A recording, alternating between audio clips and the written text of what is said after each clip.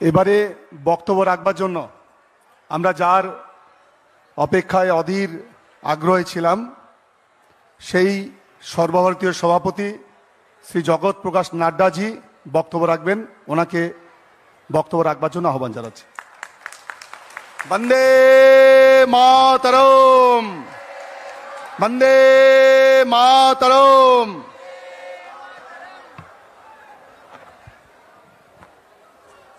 बोलिए भारत माता की, भारत माता की, भारत माता की। आज के इस सभा में मंच पर उपस्थित डॉक्टर सुकांतो मजूमदार, हमारे प्रदेश के जुझारू अध्यक्ष, हमारे यहाँ के लोकसभा के प्रत्याशी बहरामपुर के डॉक्टर निर्मल कुमार साहा जी, श्री शंकर राव सरकार जी, सुमित कुमार दास जी स्टेट के वाइस प्रेसिडेंट, अमिताभ रॉय जी विभाग के कन्वीनर, सम्मानित मंच और यहां इतनी बड़ी संख्या में एकत्र आए देवी और सज्जनों, सभी के नमस्कार।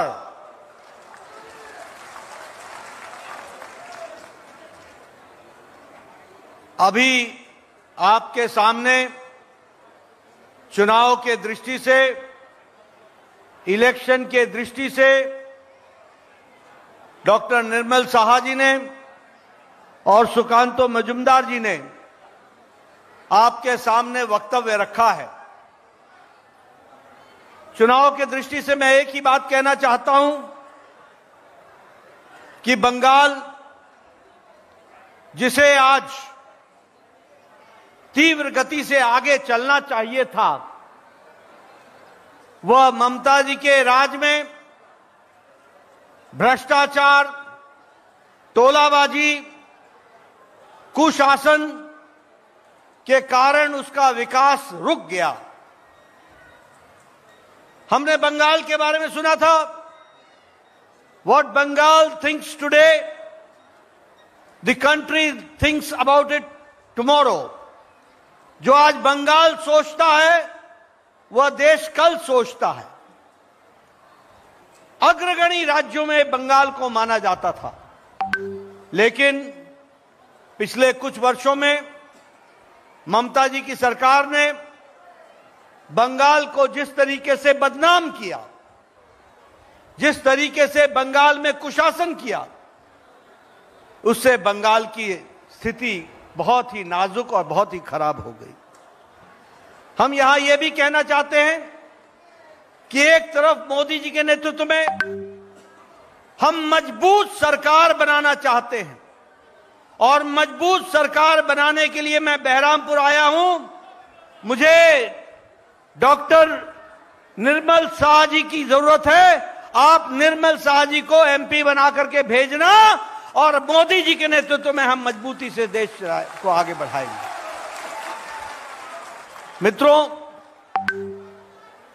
जब हम मजबूत सरकार की बात करते हैं तो ममता जी मजबूर सरकार की बात करती हैं और मजबूर सरकार चाहती हैं।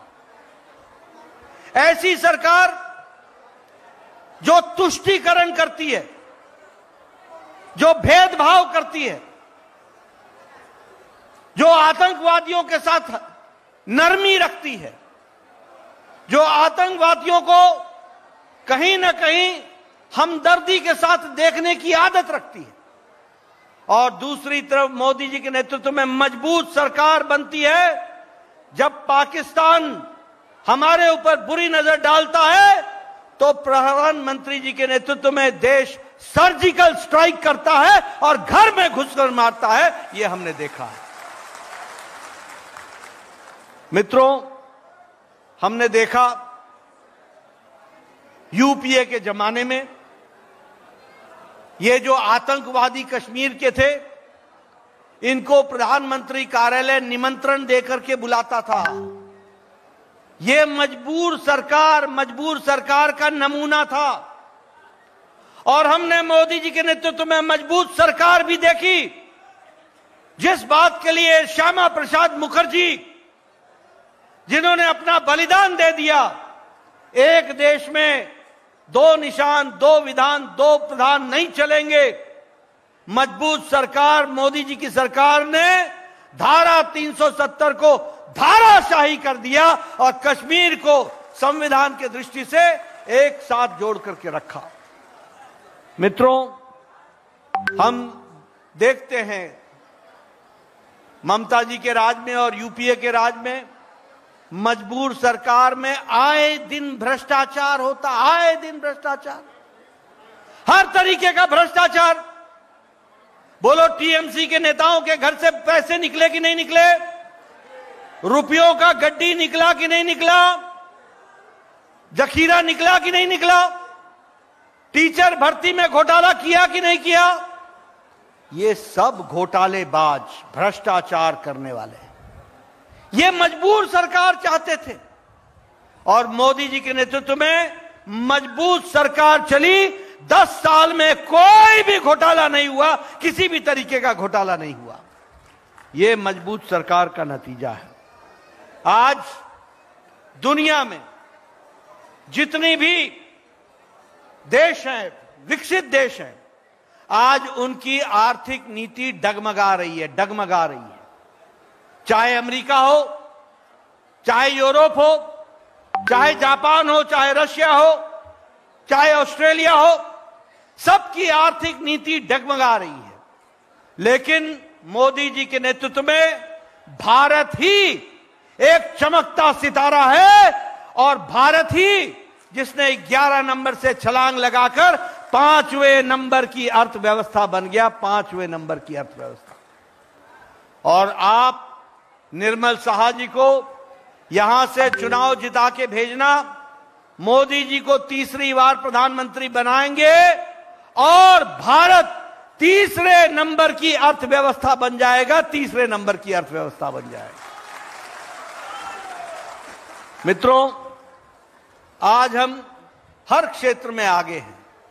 ऑटोमोबाइल में हम तीसरे नंबर पर खड़े हैं, हमने जापान को पिछाड़ दिया।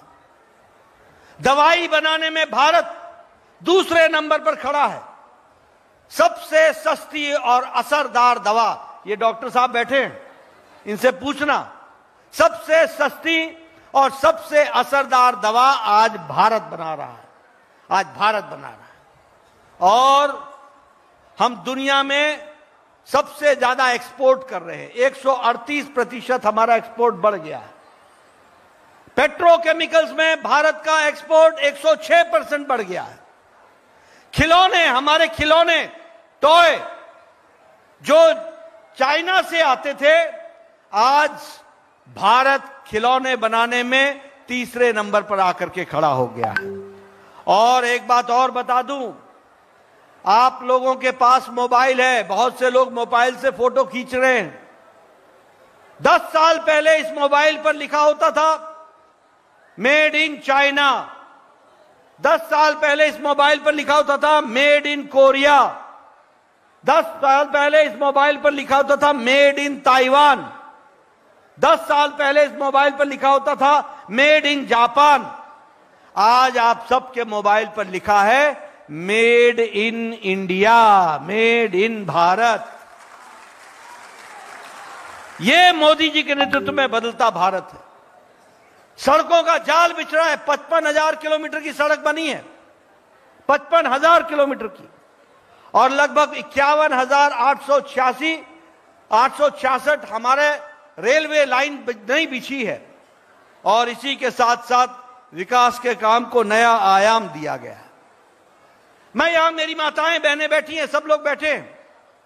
बताइए, मोदी जी के नेतृत्व में गांव, गरीब, वंचित, पीड़ित, शोषित, दलित, युवा, महिला, किसान, इनको किसी ने भी अगर ताकत दी और मजबूती प्रदान की है तो प्रधानमंत्री मोदी जी ने इनको मजबूती प्रदान की है। आज गांव में पक्की सड़क पहुंच रही है, पक्की सड़क। 2 लाख से ज्यादा पंचायतों को पक्की सड़क पहुंचा दी गई है। 1.5 लाख से ज्यादा ऑप्टिकल फाइबर बना दिए गए हैं, जोड़ दिए गए हैं गांव को। पंचायतों को। इसलिए गांव के विकास के लिए काम चल रहा है। एक समय में पंचायत के विकास के लिए 1.5 से 2 लाख रुपए आता था और आज पंचायत के विकास के लिए मोदी जी 5 करोड़ रुपए प्रति साल भेज रहे हैं। 5 करोड़ रुपए भेज रहे हैं। इसी तरीके से प्रधानमंत्री गरीब कल्याण अन्न योजना, 5 किलो गेहूं या 5 किलो चावल और 1 किलो दाल, 80 करोड़ की जनता को प्रधानमंत्री मोदी जी और वेस्ट बंगाल में, पश्चिम बंगाल में 6 करोड़ लोगों को मोदी जी हर महीने 5 किलो गेहूं या 5 किलो चावल और 1 किलो दाल भेज रहे हैं ताकि कोई भी भूखा न रहे, कोई भी भूखा न रहे। लेकिन मुझे दुख के साथ कहना पड़ता है, ये टीएमसी के लोग इनको क्या बोलते हैं? चौल चोर, चौल चोर, चाल चोर, चाल चोर। ये मोदी जी के द्वारा भेजा हुआ चाल भी आपका खा जाते हैं, चोरी करते हैं। ऐसे लोगों को रहने देना है क्या? रहने देना है क्या ऐसे लोगों को? इनको घर बैठाओगे ना?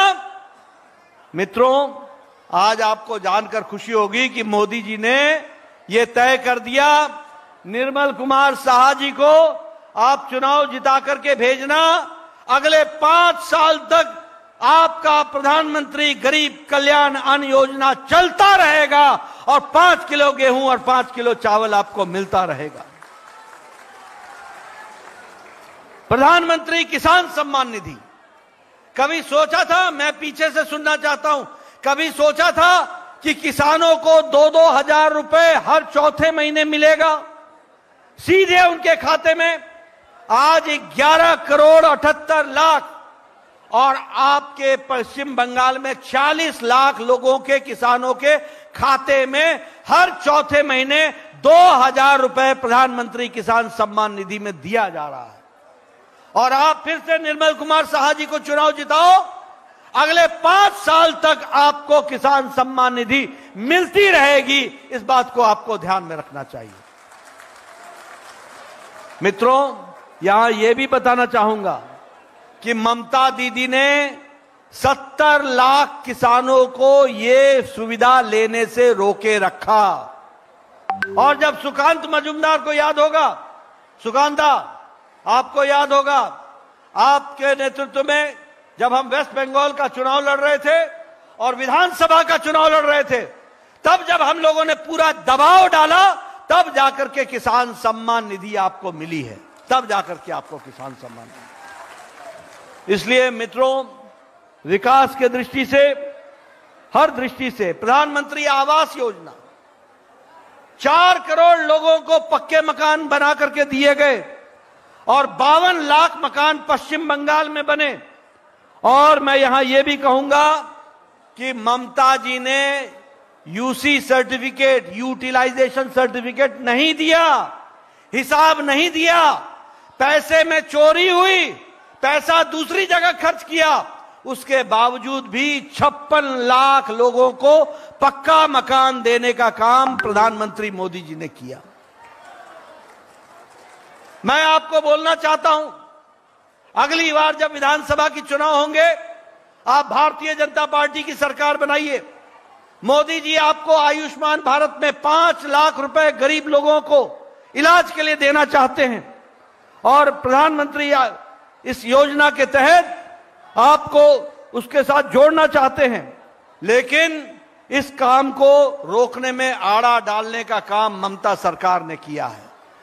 अभी भी आयुष्मान भारत का कार्यक्रम चल रहा है, 5 लाख रुपए गरीब लोगों को हर साल गंभीर बीमारी से लड़ने के लिए दिया जा रहा है। लेकिन ममता जी ने पश्चिम बंगाल में इसको लागू नहीं होने दिया है। लाखों लोगों को, गरीब लोगों के साथ अन्याय किया है। बताइए, अगले विधानसभा में आप ममता जी की छुट्टी करेंगे ना? करेंगे ना?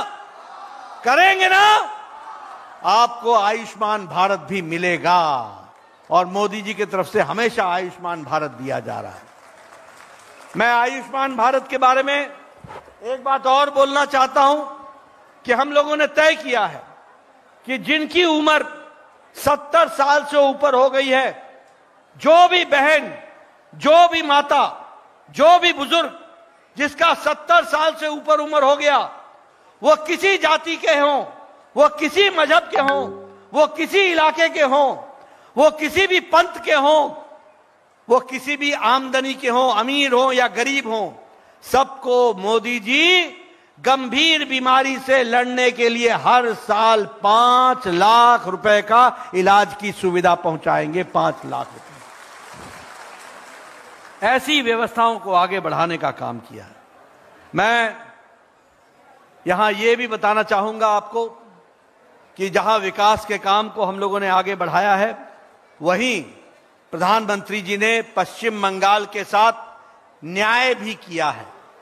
आपको टैक्स में हिस्सा 287% आपका टैक्स में हिस्सा बढ़ा है, जिससे आपका विकास हो रहा है। Grant in aid 268% grant in aid में आपको जो सहायता दी जाती है केंद्र की तरफ से, उसमें मोदी जी ने 268% दिया है। कलकत्ता के लिए स्मार्ट सिटी में 940 करोड़ रुपए दिए हैं। All India institute of medical sciences बनाया है। आपके निर्मल शाह को पढ़ने के लिए चंडीगढ़ जाना पड़ा। आज आपकी पढ़ाई कल्याणी में, कलकत्ता में होगी और सबसे अच्छी पढ़ाई all India institute of medical sciences में हो रही है। इसीलिए 11 मेडिकल कॉलेज दिए हैं। कभी सोचा था कि ये मेडिकल कॉलेज दिए जाएंगे? इसलिए विकास के दृष्टि से, हर दृष्टि से काम को आगे बढ़ाया है। और इसीलिए मैं यहां आया हूं कि मुझे आप एक अपना लाडला, एक अपना निर्मल, एक अपना स्वच्छ छवि वाला, एक अपना डॉक्टर निर्मल शाह को मेरे लिए, मेरे निवेदन पर मोदी जी के हाथ को मजबूत करने के लिए आप उनको चुनाव जिताइए। बोलिए, निर्मल शाह जी को आप चुनाव जिताएंगे ना? जोर से बोलो भाई, जिताएंगे ना? आपका धन्यवाद। लेकिन मैं यहां यह भी बोलना चाहता हूं, निर्मल कुमार शाह जी को तो आप चुनाव जिताओ, लेकिन ममता जी को भी आपको बताना पड़ेगा कि किस तरीके से उनका कुशासन चल रहा है, उसका भी जवाब देना पड़ेगा। ममता जी मां, माटी, मानुष, ये बात करके आई थी सत्ता में। बताइए, आई थी कि नहीं आई थी? आई थी ना? आप बताओ, पश्चिम बंगाल में हमारी माताएं सुरक्षित हैं क्या? सुरक्षित है क्या? आप बताइए, इसी बंगाल में संदेश खाली की घटना घटी कि नहीं घटी? महिलाओं का उत्पीड़न हुआ कि नहीं हुआ? महिलाओं के साथ अत्याचार हुआ कि नहीं हुआ? महिलाओं को तकलीफ दी गई कि नहीं दी गई? महिलाओं के इज्जत और आबरू के साथ खिलवाड़ हुआ कि नहीं हुआ?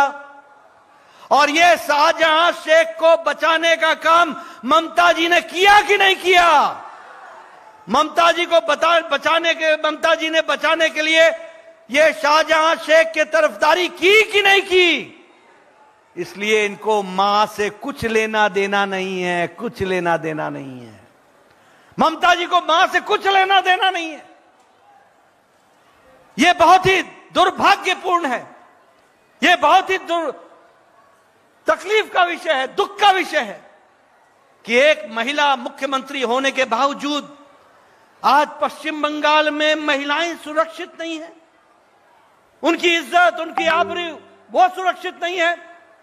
उनके साथ उत्पीड़न हो रहा है।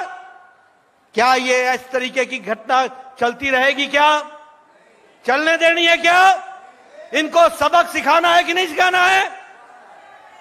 अब आप बताइए, मानुष की बात कर लें, माटी की बात कर लें।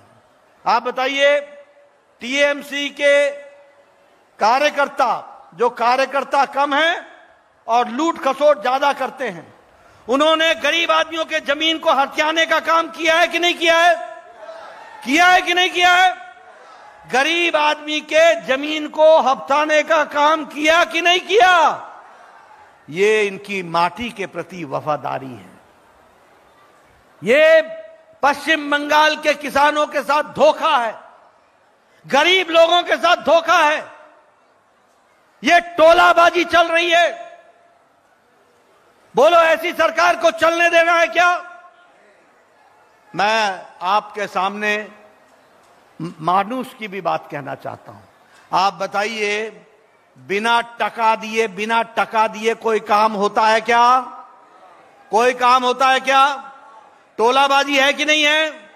पूरी टोलाबाजी है कि नहीं है? जरा मैं पीछे से सुनना चाहता हूं, टोलाबाजी है कि नहीं है? आप बताइए, ऐसी सरकार को आने देना है क्या? इनको आगे बढ़ने देना है क्या? तो एक तरफ ये टीएमसी के लोग हैं और दूसरी तरफ कांग्रेस के लोग हैं जो आपका हक छीनकर घुसपैठियों की तरफदारी करते हैं, जो आपका हक छीनकर घुसपैठियों के तरफ नरम रहते हैं।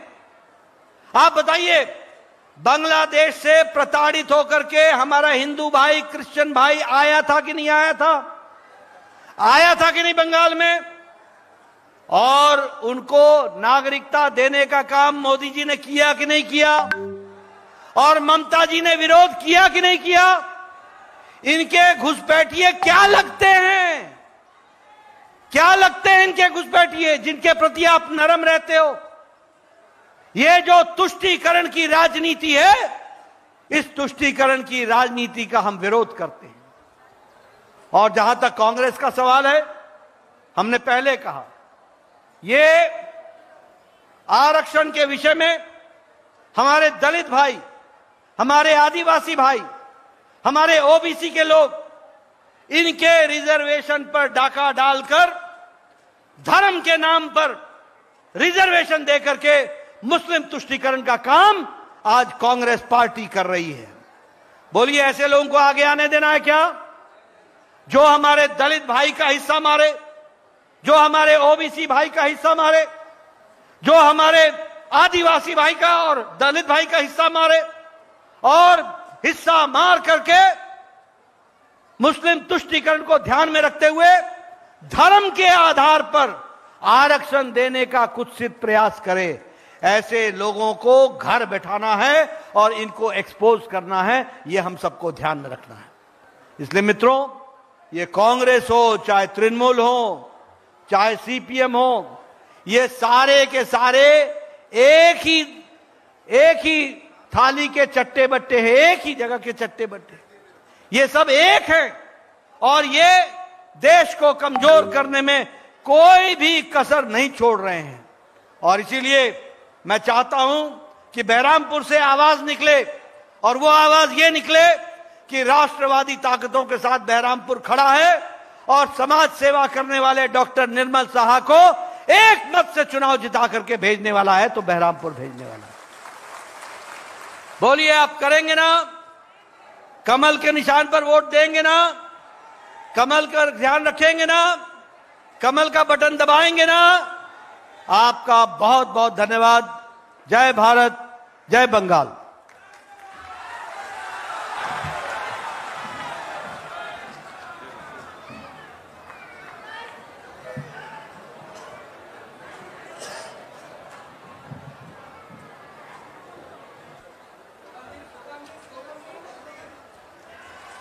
वंदे मातरम, वंदे मातरम,